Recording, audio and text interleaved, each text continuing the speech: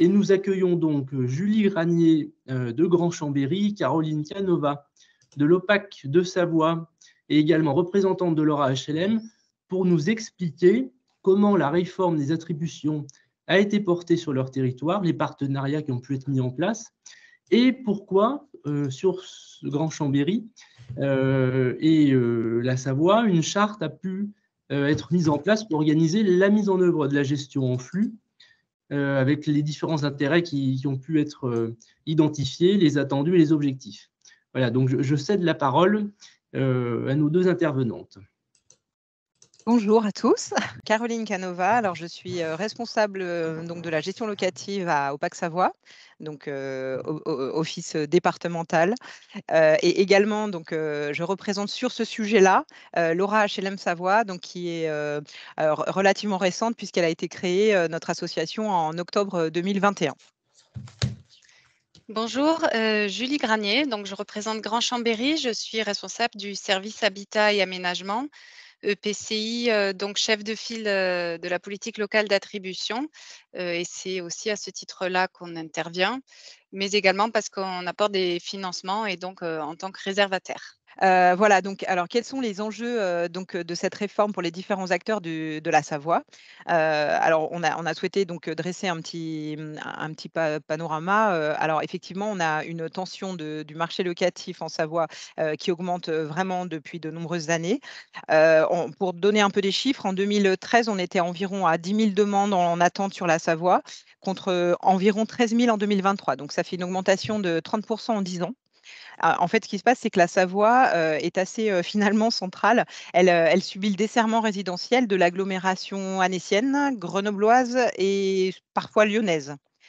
On a également sur le territoire environ une quinzaine de bailleurs, mais ces bailleurs en fait ont des profils très différents. Par exemple, on va avoir des bailleurs qui étaient anciennement municipaux. Quelqu'un qui a mis son micro. Merci. Pardon, donc des bailleurs anciennement municipaux dont le périmètre d'intervention a pu s'élargir, on va dire, ces 15-20 dernières années, mais globalement, qui possèdent un patrimoine qui est plutôt rassemblé géographiquement. On a également en Savoie des bailleurs qui sont présents sur plusieurs départements et parfois au-delà de la région, donc des bailleurs nationaux. Alors après, ils possèdent une quantité plus ou moins importante de logements en Savoie. Par contre, ce qui est certain, c'est qu'ils ont un enjeu de cohérence d'ensemble par rapport à leur structure, on va dire, nationale. On a également un bailleur départemental, c'est donc l'OPAC de la Savoie.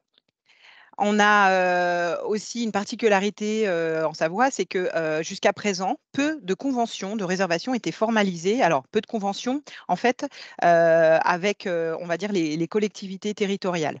C'est-à-dire qu'en fait, à quelques exceptions près de conventions qui avaient été signées avec des bailleurs ces dernières années, globalement, les droits acquis par les collectivités territoriales au titre des garanties financières ou de subventions, ou alors d'apport de terrain par les communes notamment, n'étaient pas formalisées. En fait, les conventions présentes chez les bailleurs tournent essentiellement autour des réservataires financiers relevant du 1%. Alors, avec la réforme, aujourd'hui, on a Action Logement. Voilà. Et puis, à la marge, on a quelques autres réservataires financiers. Et c'est vrai que c'est un état de fait qui n'a pas vraiment posé de difficultés jusqu'à présent, puisque, en fait, les logements libérés, donc, qui ne faisaient pas l'objet d'une réservation en stock, donc sinon, bien sûr, ils étaient proposés aux réservataires d'origine, eh bien, ils faisaient très souvent l'objet d'une discussion, d'une concertation avec les communes pour trouver conjointement en fait les dossiers qui répondaient, qui pouvaient prétendre à l'attribution de ce logement. Voilà, donc ce partenariat permettait finalement de fonctionner, de satisfaire tout le monde. Voilà, on avait également aussi une volonté forte d'uniformiser donc les principes et les pratiques sur le département, puisque, comme on l'a vu, il y a des bailleurs qui ont des profils différents, des réservataires qui ont des enjeux différents. Et en fait, ce qu'on voulait, c'est que chacun travaille avec les mêmes règles et aussi, du coup, les mêmes contraintes. Et le fait de bâtir donc des règles claires, de les écrire, voilà, en toute transparence, et puis surtout de travailler ensemble à ce qu'elle soit équitable nous a permis et nous permet, puisqu'on est en cours de diffusion de tout ce travail, nous permet en fait de rassurer, car il y a encore pas mal de communes notamment qui ont la peur ou le sentiment d'être perdants dans cette réforme, dans ce passage à la gestion en flux. Voilà, on peut passer sur la charte, pardon, la diapo d'avant. La charte, la diapo juste avant, s'il vous plaît. Merci. Voilà. Alors, pour le département de la Savoie, donc, nous avons eu, enfin nous, alors, pardon, compte tenu voilà, de la diversité en fait des profils de bailleurs que j'ai évoqués juste avant, c'est vrai que Laura HLM Savoie s'est saisie de ce sujet de la gestion en flux pour essayer de représenter au mieux donc, les intérêts des bailleurs et également comment dire, de pouvoir satisfaire aussi nos différents réservataires, donc apporter un travail d'élaboration d'une charte partenariale.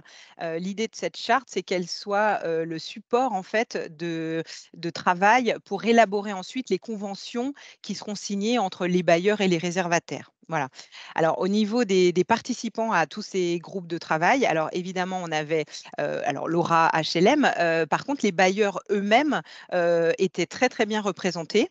Donc, pour pouvoir justement défendre aussi leur point de vue et rechercher ce que j'ai évoqué tout à l'heure, comment dire, cette uniformisation un petit peu de leurs pratiques quand ils sont présents sur plusieurs territoires.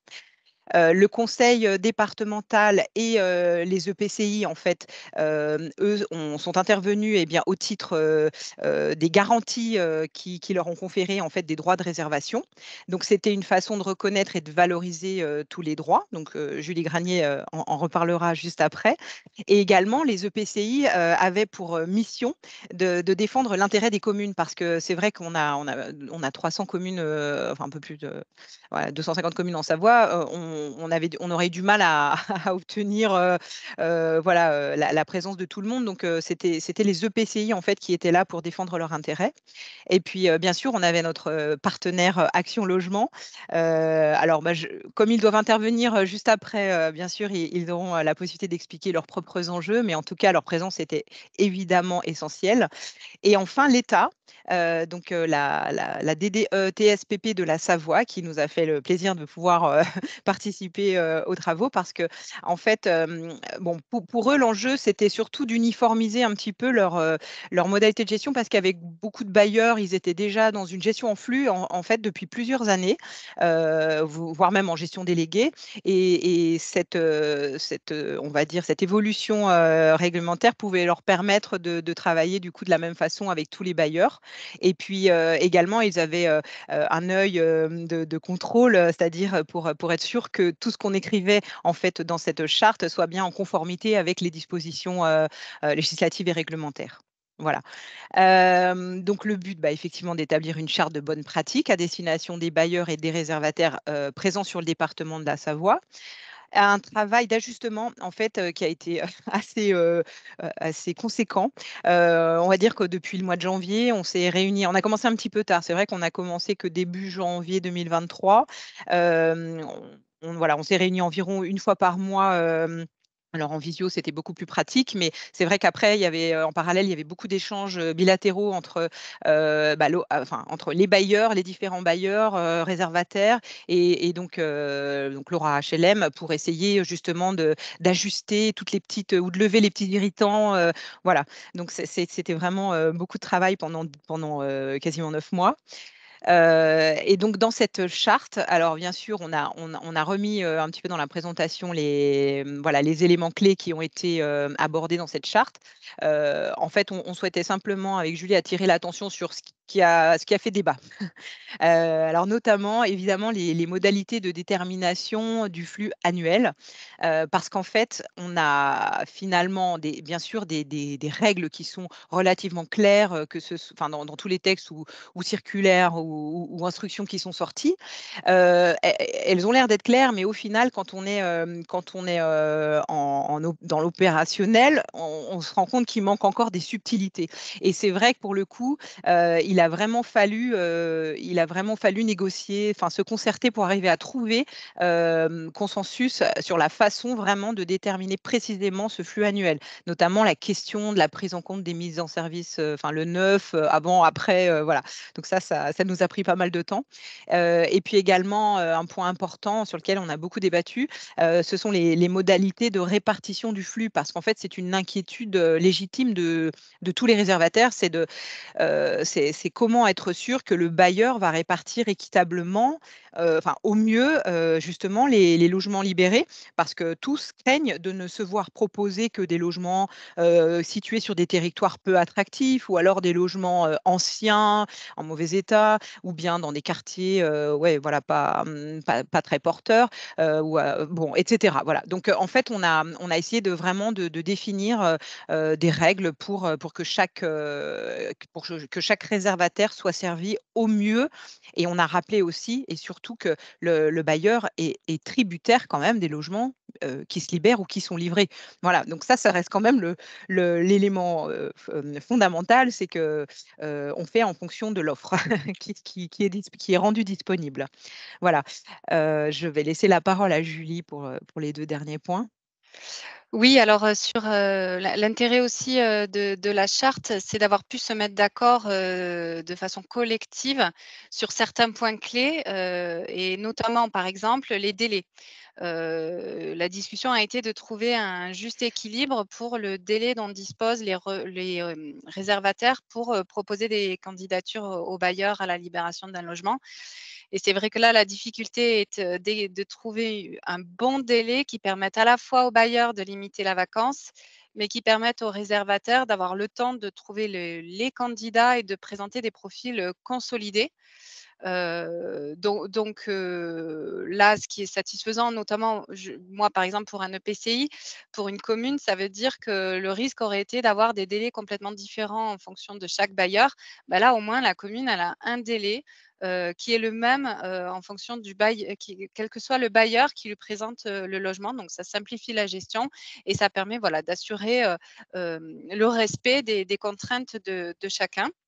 Excuse-moi, je te coupe, Julie, pardon, c'est encore la diapo d'avant, s'il vous plaît. C'est encore la diapo sur la charte. Voilà, c'est la fin des. Merci beaucoup. Voilà. Voilà, donc c'est Et ça. puis, Merci. il y avait d'autres points aussi qui nous semblaient importants sur lesquels se mettre d'accord. Comme l'a mentionné Caroline, c'était le sujet des programmes neufs. Ça fait bien partie de la gestion en flux, mais quelles sont les modalités spécifiques pour les livraisons, les mises en service dans l'année?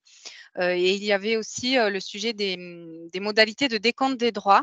De se mettre d'accord sur les indicateurs de décompte des droits et ça permet d'avoir vraiment un traitement uniforme, quel que soit le bailleur et quel que soit le réservataire, collectivité notamment.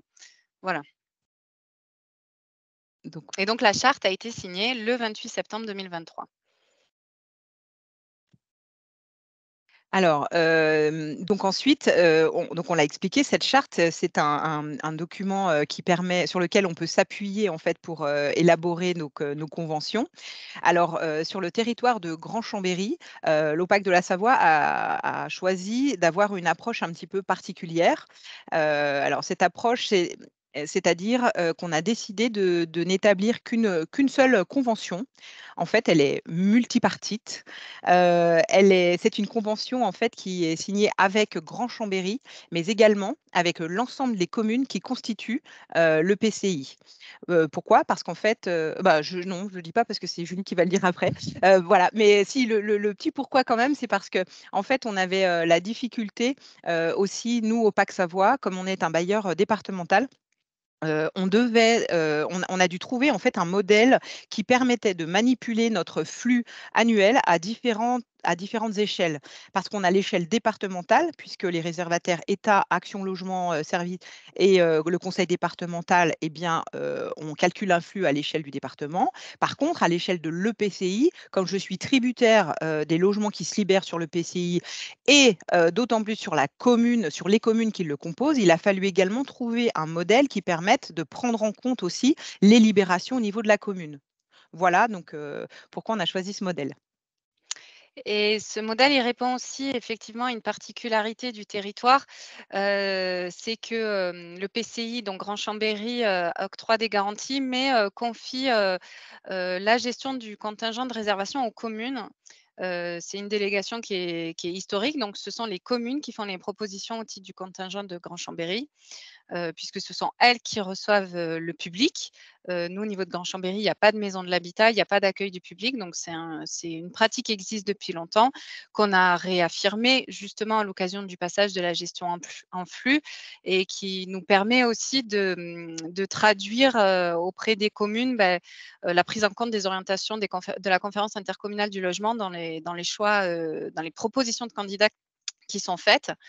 Donc on a formalisé cette délégation à l'occasion du passage à la gestion en flux et les droits ont été déclinés de Grand Chambéry à l'échelle de chaque commune, en fonction du parc qui a été financé.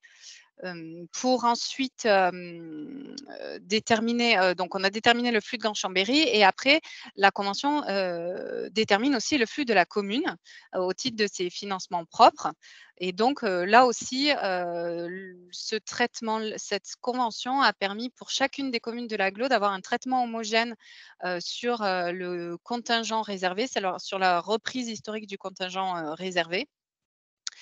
On a, sur la base de ce travail-là, on a ensuite, fixé, un flux, des principes de flux minimum et flux maximum. Donc, l'idée, c'était, même si au final, la reprise du contingent, présentait un flux assez minimum pour la commune, on s'est mis d'accord avec, l'OPAC de la Savoie pour qu'il y ait un objectif mini qui soit fixé, quel que soit ce résultat, tout en ayant aussi un garde-fou, c'est-à-dire un objectif maximum, de flux.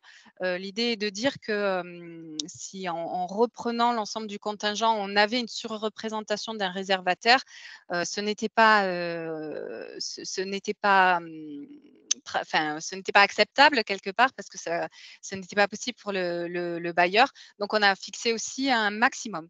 Donc dans l'ensemble des objectifs, qui ont été fixés à l'échelle de chaque commune, voilà, pour synthétiser, on a appliqué un mini et un maxi, sur l'ensemble du territoire. Ça permet aussi, d'avoir un contrôle de cohérence pour le bailleur, et lutter contre cette surréservation.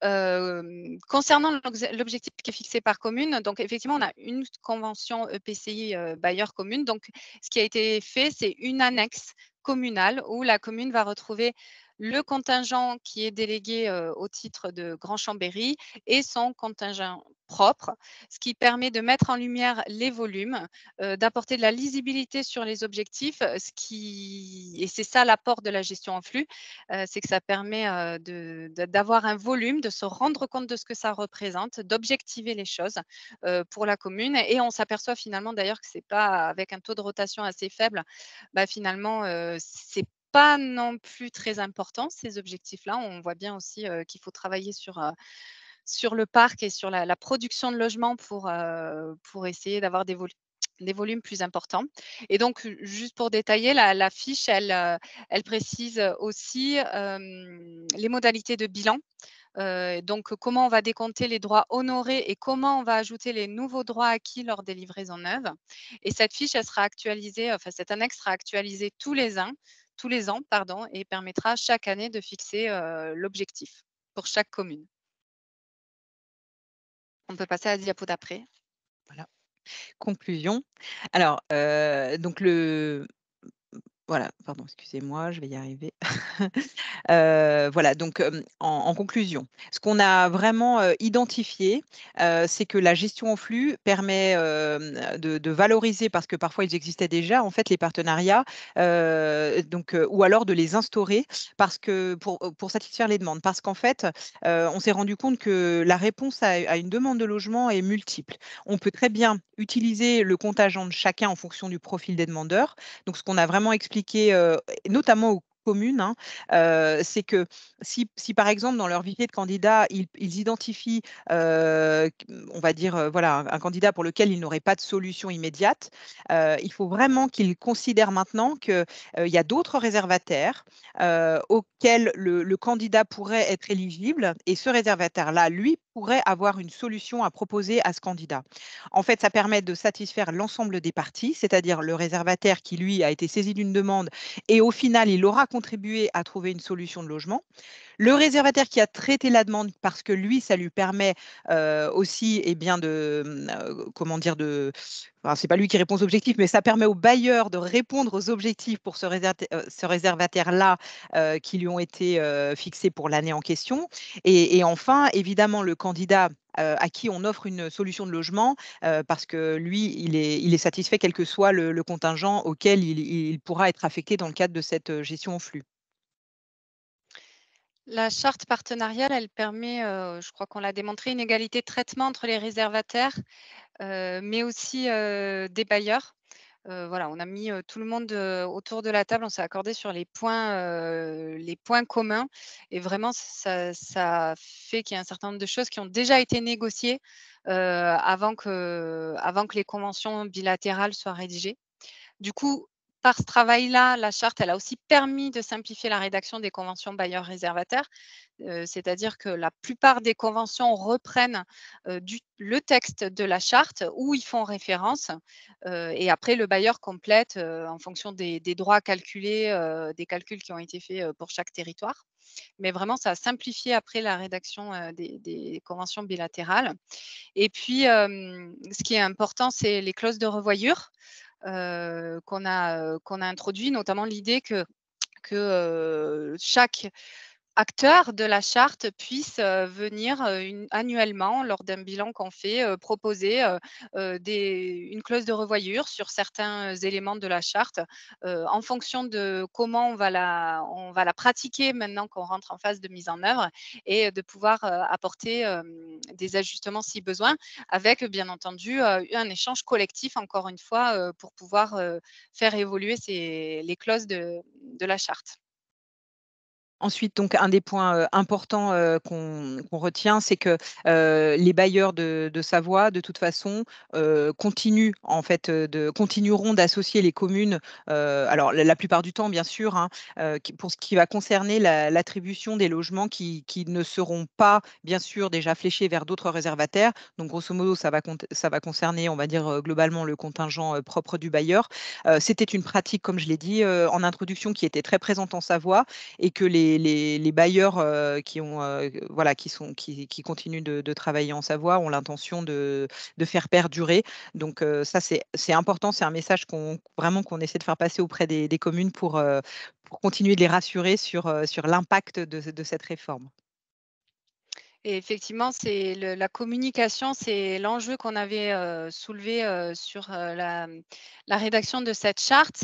Et déjà, la rédaction de la charte a vraiment amené beaucoup de pédagogie à l'ensemble des acteurs, et a permis à la fois sans être caricatural, mais de rassurer les bailleurs sur la maîtrise qu'ils ont à faire de la vacance dans leur parc si les réservataires prennent trop de délais pour formuler des propositions de candidats.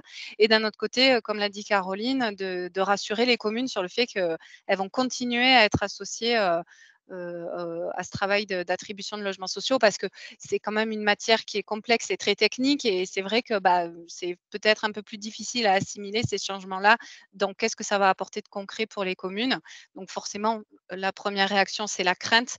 Là, la charte, elle a permis déjà de rassurer aussi les communes sur le fait qu'on tiendrait toujours compte aussi des propositions qu'elles font en tant que réservataires. Du côté de l'État, qui est à la fois donc réservataire et garant de la mise en œuvre de la réforme, les services de l'État, les services délocalisés de l'État se sont également mobilisés. Et on va accueillir maintenant Maya Brick de la DETS Haute-Savoie, qui va nous présenter la démarche qui a été mise en œuvre pour aboutir à une base de travail commune à l'échelle du département pour les bailleurs et les autres réservataires. Bonjour à tous.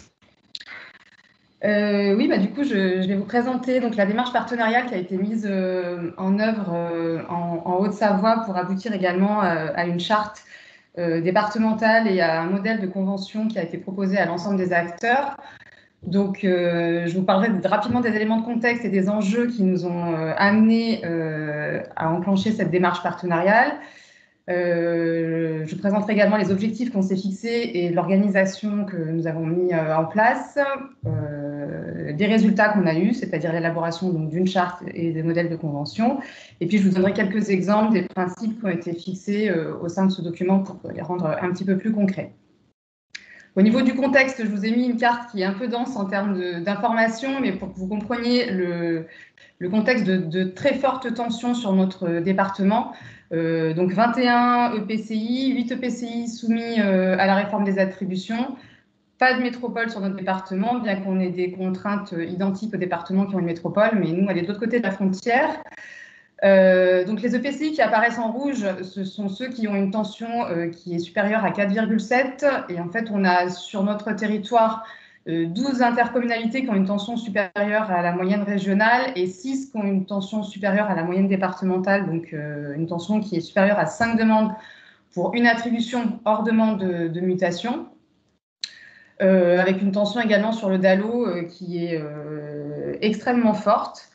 Voilà, donc c'est déjà pour vous montrer ces éléments de contexte. Se loger en Haute-Savoie, ça devient extrêmement compliqué dans le parc privé, mais dans le parc social également. 31 300 demandeurs enregistrés actuellement pour 5 000 attributions l'année dernière, et ça risque de continuer à chuter puisque les perspectives de livraison vont fortement diminuer dans les prochaines années.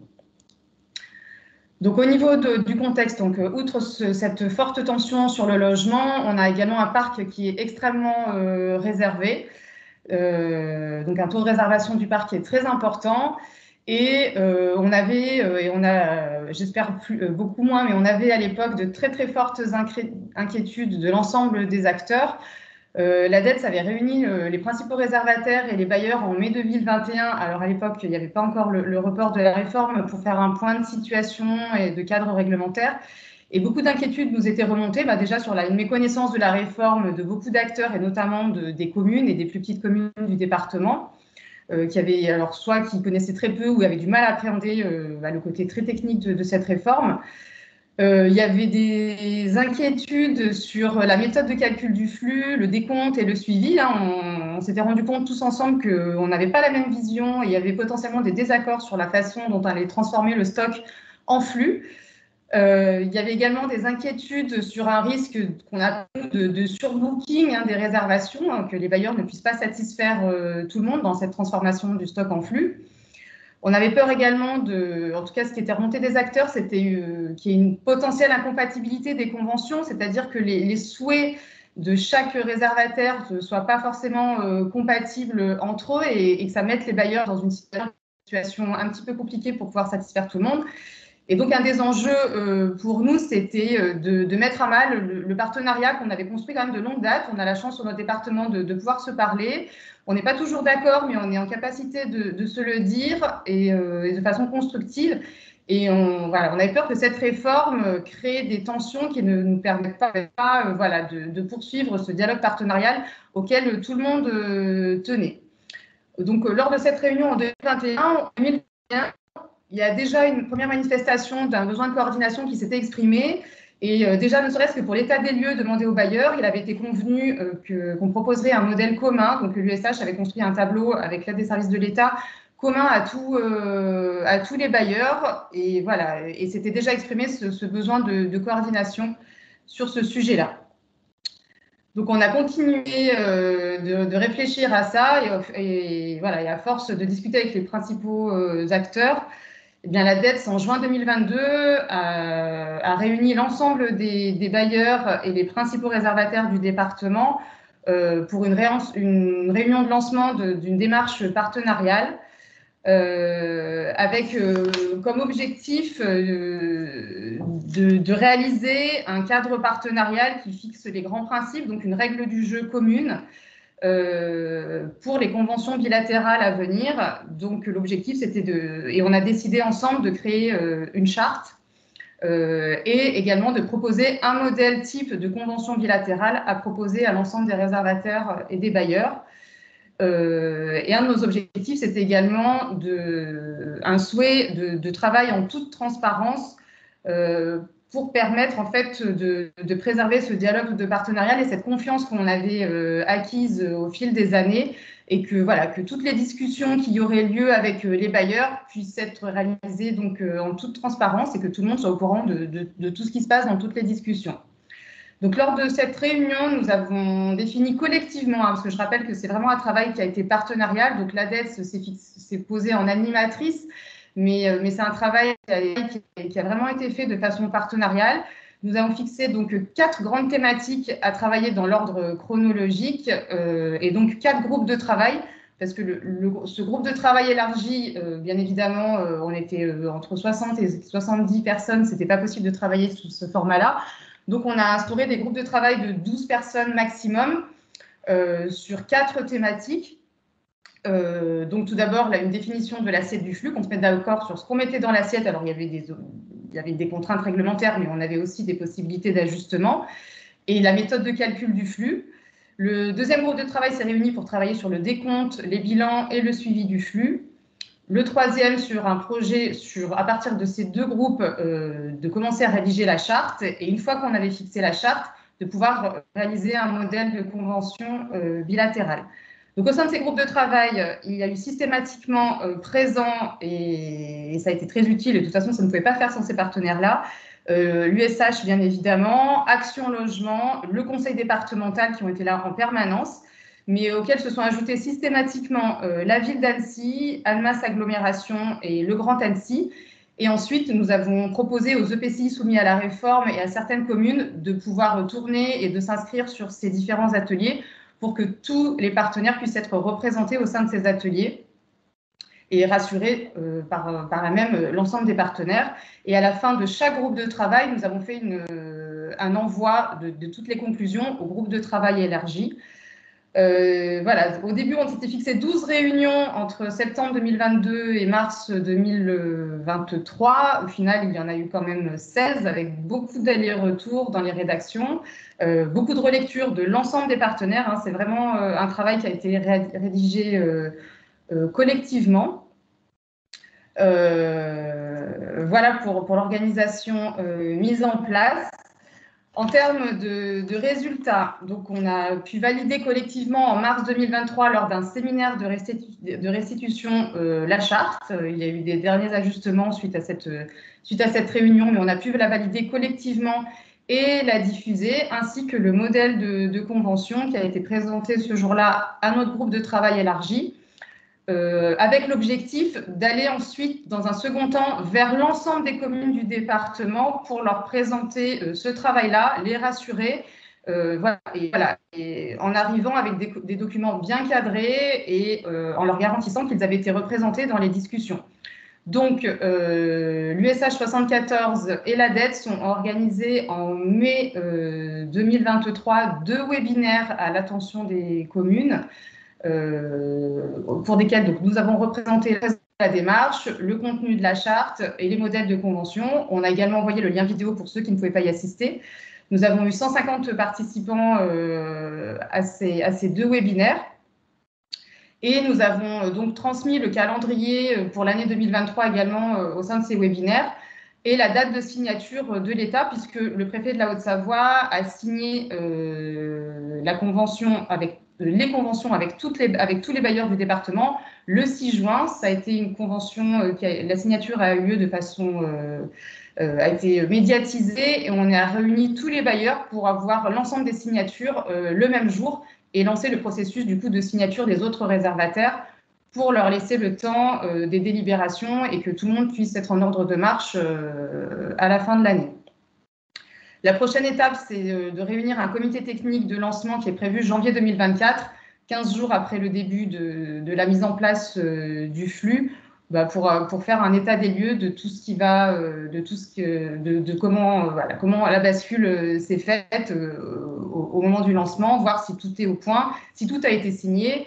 Mais voilà, en tout cas, même s'il y a des retardataires, tout le monde débutera au 1er janvier 2024 sur le département. J'espère que je ne suis pas allée trop vite. Je vais vous donner quelques exemples de principes qui ont été définis au sein de notre charte. Donc, comme ça a été dit sur la Savoie, nous aussi, nous avons souhaité que la répartition des logements se fasse de façon équitable.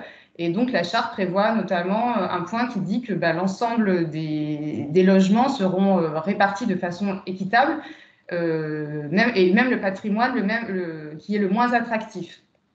Nous avons également fixé un principe de gestion des délais pour éviter justement la vacance, mais également, comme en Savoie, que les réservataires aient le temps de réagir. Donc, on a mis dans la charte le système de procédure au moment de la proposition, avec un système d'acceptation par défaut. Et ensuite, les réservataires ont 2 jours ouvrés pour refuser un logement. Et voilà, donc on a mis un tableau. Si on accepte, si on refuse, qu'est-ce qui se passe, pour que la procédure soit claire et que tout le monde ait les mêmes contraintes, et en même temps, que ce soit très cadré, que tout le monde sache comment répondre à un logement dans le cadre de cette gestion en flux. Au niveau des instances de suivi et de bilan du flux, alors on a quand même décidé malgré tout ce qu'on a réussi à fixer au sein de ces groupes de travail, on a quand même décidé de rester très humble sur certains points et se fixer quand même une première année d'expérimentation, parce qu'on a encore des interrogations qui persistent, avec une possibilité de réunir le groupe de travail restreint ou élargi en cas de difficulté sur la première année. Et à titre d'information, par exemple, sur les indicateurs de décompte, c'est un point sur lequel on n'a pas réussi à se mettre d'accord de façon partenariale, parce qu'aujourd'hui, on s'est dit qu'on n'avait pas forcément assez de visibilité pour décompter le flux, alors sauf pour la gestion déléguée, puisque l'État, au niveau de la réservation sociale, délègue aux bailleurs. Donc là, ce sont les baux signés qui seront bien évidemment décomptés. Mais sinon, pour la réservation fonctionnaire ou tous les autres réservataires, il y a eu un débat de savoir s'il fallait compter les orientations faites aux réservataires, les orientations acceptées, les passages en caléole ou les baux signés. Donc aujourd'hui, on s'est dit que c'était peut-être pas forcément la peine d'aller s'écharper sur un sujet qui ne poserait au final peut-être pas de problème à l'issue de la première année, parce que si on a le même taux de perte à l'issue de chaque étape, on se dit qu'il n'y aura peut-être pas de sujet. Et puis si on se rend compte qu'il y a des grandes disparités, il faudra peut-être dans un premier temps analyser pourquoi, avant d'avoir des conclusions un petit peu trop hâtives sur ce sujet-là. Mais on a préféré être prudent et se donner une année pour voir un petit peu comment fonctionnent les choses avant de trancher. Mais on s'est dit quand même qu'à l'issue de cette première année, il faudra trancher sur la façon de décompter le flux et des objectifs qui sont clairement fixés aux bailleurs. Merci beaucoup, en tout cas, pour la présentation du travail réalisé en Haute-Savoie. Alors, autre réservataire qui est important et un partenaire incontournable dans la mise en œuvre de cette réforme, de la mise en œuvre de la gestion en flux, Action Logement, qui va donc nous présenter, donc M. Noël Pétronne et M. Thierry Lindrec, qui vont nous présenter donc les actions qui ont pu être menées au niveau régional, et puis partager également les principes de fonctionnement qu'ils ont mis en place. Bonjour à tous, Céline Reynaud le disait en introduction, effectivement on est très nombreux, donc le sujet est confirmé comme étant un sujet passionnant. Juste quelques mots, sans dégrader, Pierre, trop le temps qui s'écoule, pas d'inquiétude. Pour se redire que, ça a été dit à plusieurs reprises, notamment à l'instant par Madame Bric, Céline Reynaud, dans son propos introductif, on est comme tout le monde, c'est-à-dire qu'on va vivre cette évolution de réglementation. On a imaginé des choses pour effectivement soutenir les droits de réservation qui sont les nôtres, mais on est très très humble sur la portée de cette réforme, puisque, y compris chez nous, elle va modifier sensiblement les habitudes, les cultures, et nécessité de nous adapter en termes d'organisation. Et on a bien conscience que c'est la même chose côté bailleur et côté État et côté partie prenante dans leur ensemble. Donc oui, on a été sans doute parfois perçu comme exigeant dans la défense de nos droits, pour le dire comme ça, parce que c'est un peu comme ça parfois qu'on l'a entendu. Mais à chaque fois, c'était avec la volonté forte de trouver le plus possible un consensus partenarial. Parfois, ça a marché, parfois, c'est un peu différent et sans doute, moi, je reste optimiste, différé dans le temps et ça nous a amené à je dirais, contractualiser en bilatéral avec notamment les bailleurs par département.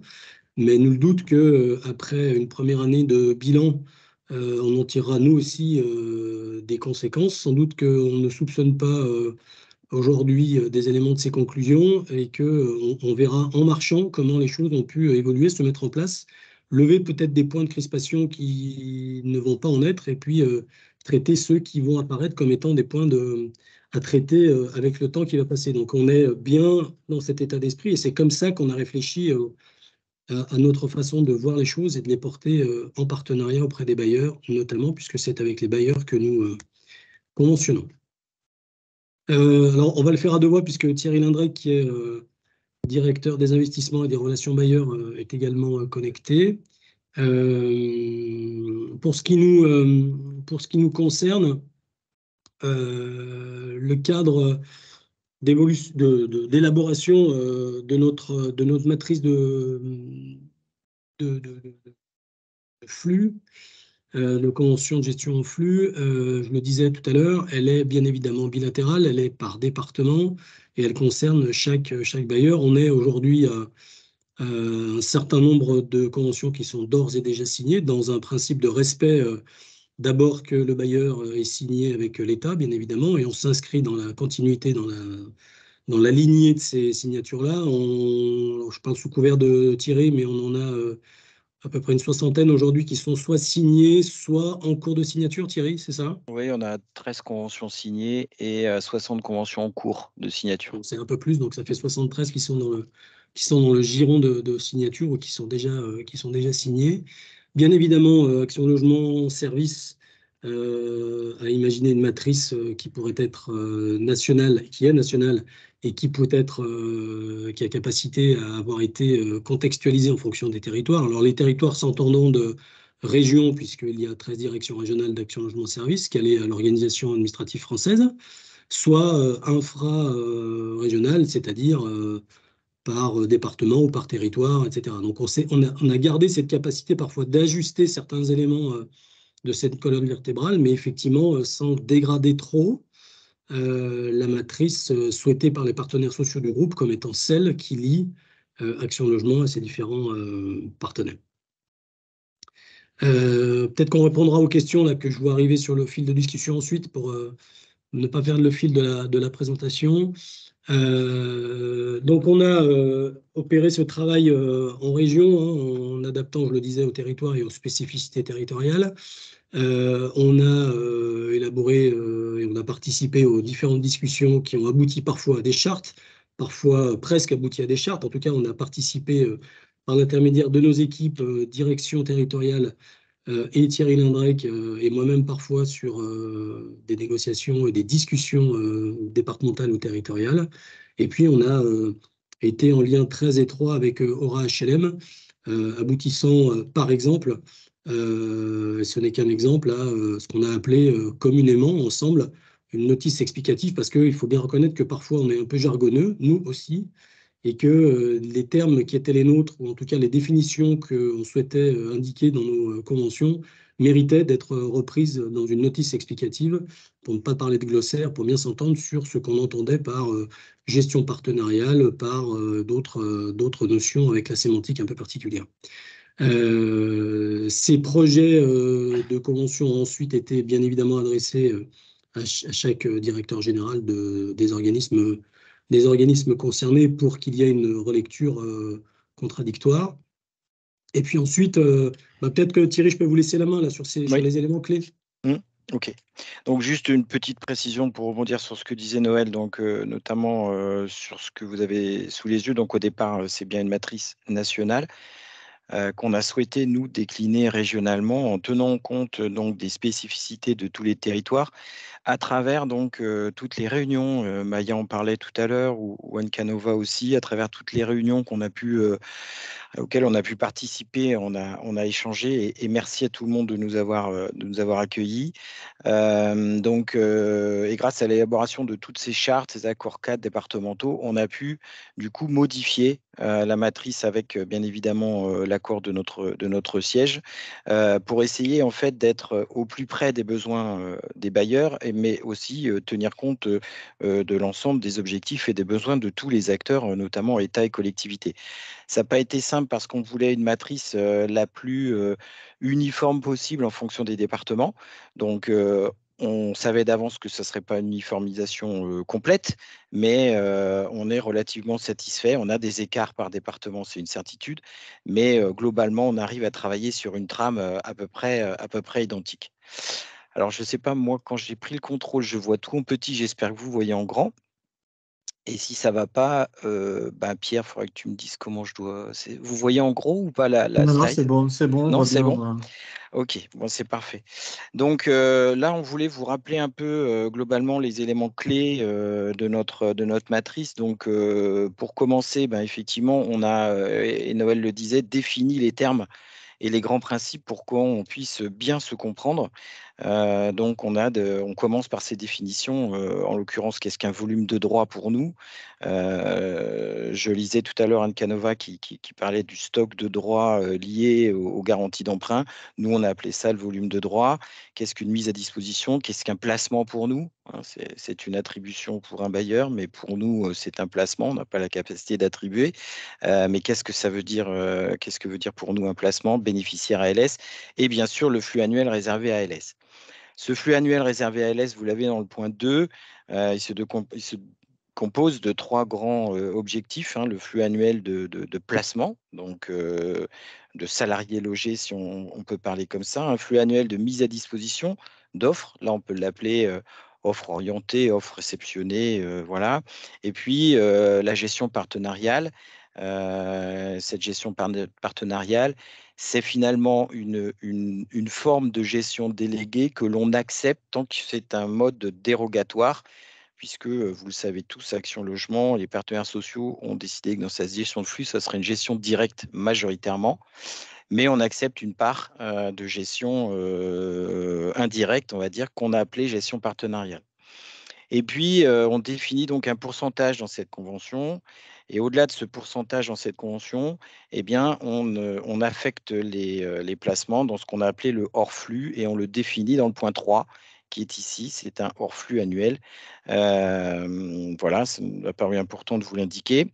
Ensuite, dans le point 4, on explique la méthode de décompte. Là, on est très, très souple et le plus agile possible pour essayer de répondre à toutes les spécificités de l'ensemble des territoires. Donc, dans ce mode de décompte, ça peut être soit en bail signé, ça peut être en accord Caléol après visite. Donc, c'est soit les deux, soit l'un, soit l'autre, sachant que sur la gestion partenariale, ça ne peut être qu'en bail signé, puisque nous ne disposons pas de l'offre, c'est bien le bailleur qui attribue en direct. Et ensuite, on a 3 derniers points qui nous semblent aussi importants. Le point 5, qui est une qualification de nos besoins. Donc ça nous a été demandé par une grande majorité des bailleurs en disant, mais pour nous aider à arbitrer, pour nous aider à orienter, dites-nous un peu ce que vous voulez, comment vos demandes sur votre plateforme locative se positionnent. Et donc, on donne des éléments d'analyse de notre stock de demandes, de notre volume de demandes sur Aline. Bien sûr, ce n'est qu'une aide à la décision. Chaque bailleur fera bien comme il le souhaite et j'ai bien retenu le mot équité dans la bouche de Maya et Anne Canova notamment et on adhère complètement à cette approche-là.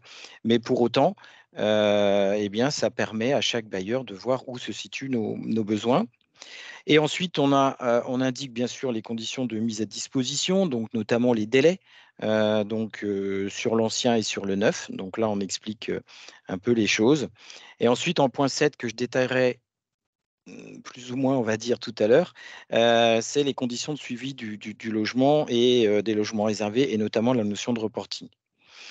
Donc voilà les grands éléments clés de notre convention. Noël en a parlé tout à l'heure. Il nous a paru important aussi de mettre en avant les échanges très constructifs qu'on a vus avec Aura HLM, puisqu'en fait, on a au départ rencontré tous les bailleurs, on a essayé d'expliquer via nos directeurs et directrices territoriales notre matrice. Et ensuite, ces directeurs et directrices sont revenus vers nous avec bon nombre de questions. Et là, on s'est dit, essayons d'échanger avec Aura HLM sur le sujet en regroupant un peu par grands thèmes toutes ces questions. Donc, il y avait le premier thème du rappel des objectifs. un deuxième thème et beaucoup de questions sur la gestion partenariale, et un troisième thème sur la comptabilisation de la consommation de droits. Je vous fais grâce de tout ce qui est à l'intérieur, puisque vous allez avoir le PowerPoint. Mais l'idée, c'est que à la suite de ces échanges extrêmement constructifs, et notamment synthétisés par Pierre qui nous écoute, eh bien, ça aboutit à la création d'une note qui a été ensuite envoyé par ORHLM à l'ensemble des directeurs généraux. Donc, ça a été co-construit et ça, c'est extrêmement agréable.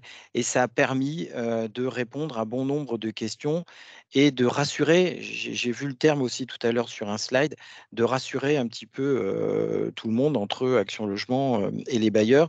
Et on tenait vivement à remercier ORHLM pour son écoute, mais aussi finalement tous les acteurs, les bailleurs, l'État, les collectivités, notamment à travers toutes ces réunions. Ça a été pour nous des échanges constructifs, vraiment positifs, et ça nous a permis de finaliser, on pense à peu près dans les temps, une grande majorité de nos négociations.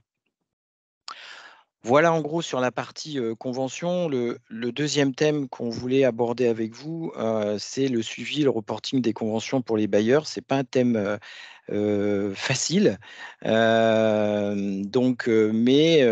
on est là en mode projet. Donc, vous avez là sous les yeux l'état de nos réflexions, on va dire, sur un futur module reporting bailleur que l'on proposera certainement au premier trimestre 2024. Il n'est pas du tout finalisé, mais les réflexions sont en cours. On travaille avec un prestataire qui connaît déjà bien les bailleurs, un prestataire francilien.